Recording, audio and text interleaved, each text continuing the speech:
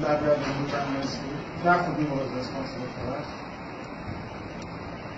Gave me lunch, drove me back from school.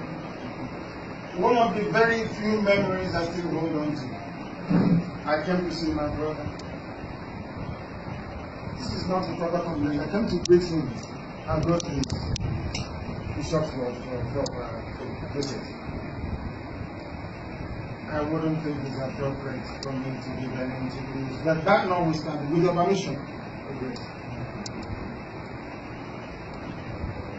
we are God-fearing people. Peaceful, God-fearing people.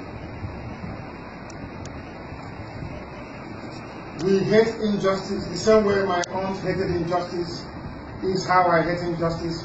That is how this place also hates injustice. We are not fighting to put down anybody. We are not fighting to cheat anybody. We are not fighting to shortchange anybody. We are fighting to make life easier, bearable, tolerable for everybody, including Hausa family. That people may live decently, that people may enjoy what I refer to as honorable existence on this very earth, no matter how many years that the Most High has decreed that you have to live as a person. What is happening now is terrible, and that is why I have come. That is why the Most High has determined that I should come to let our people realize that there is a better alternative, there is a better way to do things. And that is what I feel is happening for everyone we are searching for, to be free. The same freedom that Yahweh Yeshua came and died for, Jesus Christ, is what we are fighting for, to be free, instead of ourselves free from this bondage and the slavery we find ourselves in. I'm a billionaire. I'm a ego. And I was saying, I got a look at Malo. Where you saw Chichawa. So, I got to get a pop one news for all moment. I saw the house of the every sinabo.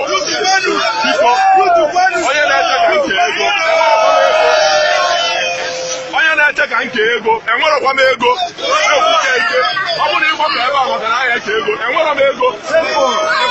Ego, I can show you all they may be able to. And what of ego? Egg of one month, and what of ego naked? All of them, I don't know. Never send you a double film on them. So one of their business, but I get what to with about food in here. For the past 2 months or 3 months, or talk and see if we are left now, now we are in a casino, but we got government that support to me, government that support to me on the chat. Nothing. What a business, Yanaga. Only when you were all we are country. So because any of them couldn't quadrum. That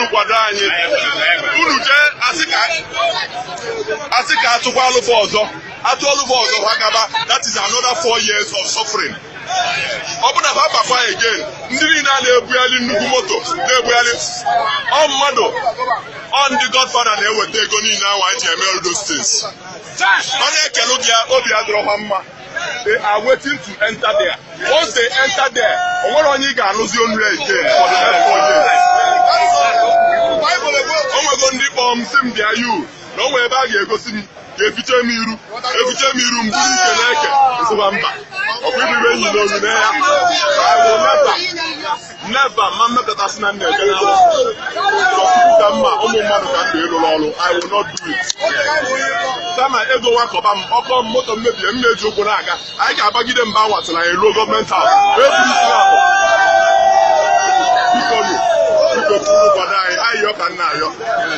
By force, man,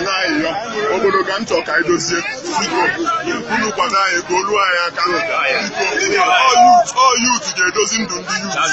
No youth water problem. The papa water there. I don't like whatever. I don't like whatever.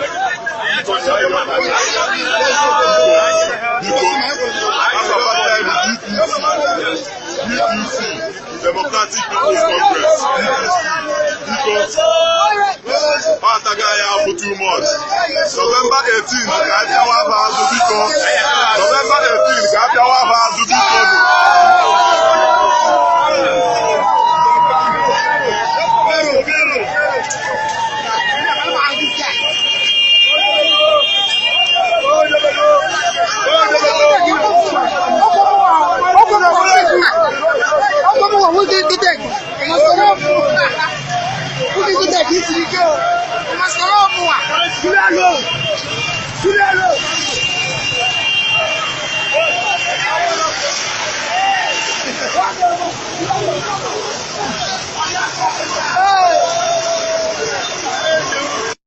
Affirmative action actually works where people are disadvantaged. Yes.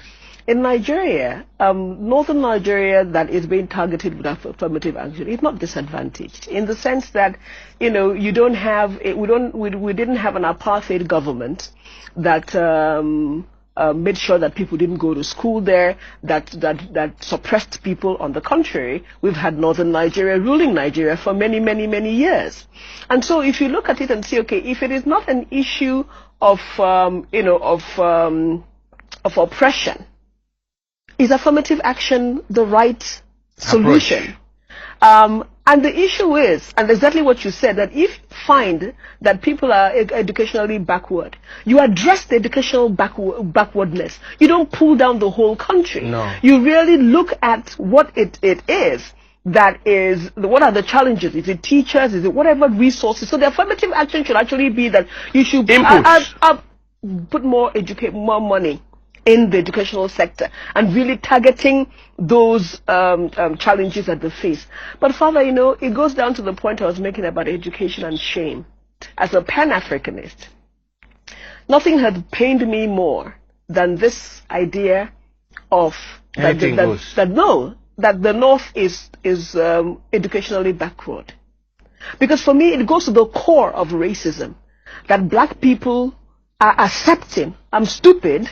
Yes, I am stupid. Lower the mark for me.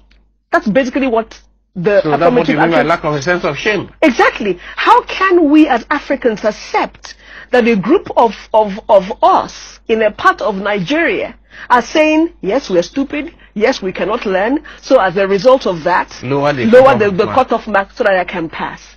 This is something that we as a country really needs to say, this is unacceptable. We need to be able to say, no, there is nothing wrong with the intellect of a northerner. There's nothing wrong with the learning ability of a child in northern Nigeria. What is missing, that they don't have the support that they need.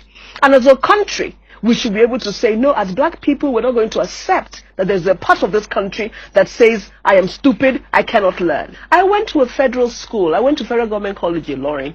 And most of the people who came from the north, when they came into our school, couldn't read or write. Some of them just couldn't. But by the time they were done, one of the girls had one of the best results in my secondary school.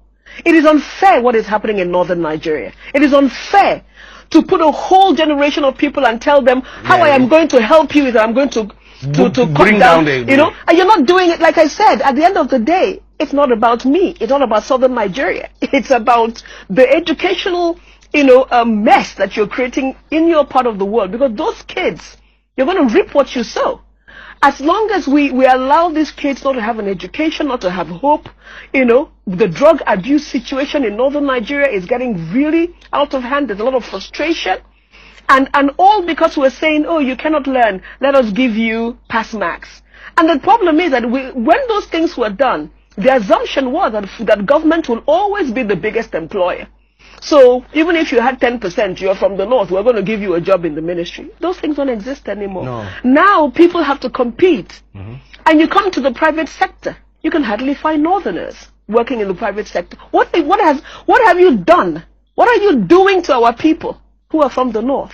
We need to be able to create a society in which everybody can take care of themselves. And the thing is that the kids are able to do it. They are. I work in northern Nigeria. My work in Girl Effect was 100% northern Nigeria. I see these kids, as we start to work with them, how they blossom, how smart these kids are. So they have been denied opportunities. They have been denied opportunities, and yet the rest of Nigeria is looking at it that they are being given opportunities. No.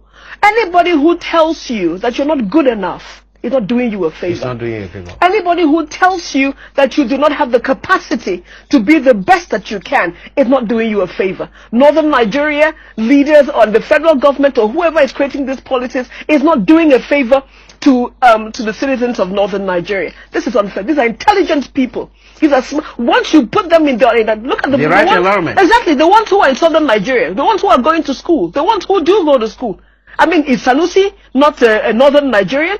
And all the other people who came out with first class, who went to Catholic universities in the Catholic schools in the old days, are they not northerners? Is there something in their brain that makes them different? No, they're just as smart as anybody else. But when you have a system and a government that thinks that tokenism is favor, that thinks that getting things easy and free is doing your people a favor, that is a travesty. Look at the oil industry, which is our cash cow. Our cash cow. Look at how many people from the north are in NNPC. Compare that to the people from the north who are in Shell and all the other private competitive. Yes. Yeah, you have 90% in NNPC, less than 1% in these other ones. It's a clear show that if NNPC falls tomorrow or it's privatized, if it's privatized, then many of those people will lose their jobs, and they're not employable. Even though they have had this number of years of experience working in NNPC, they're not employable because it's all about rent seeking. Who are you doing a favor to?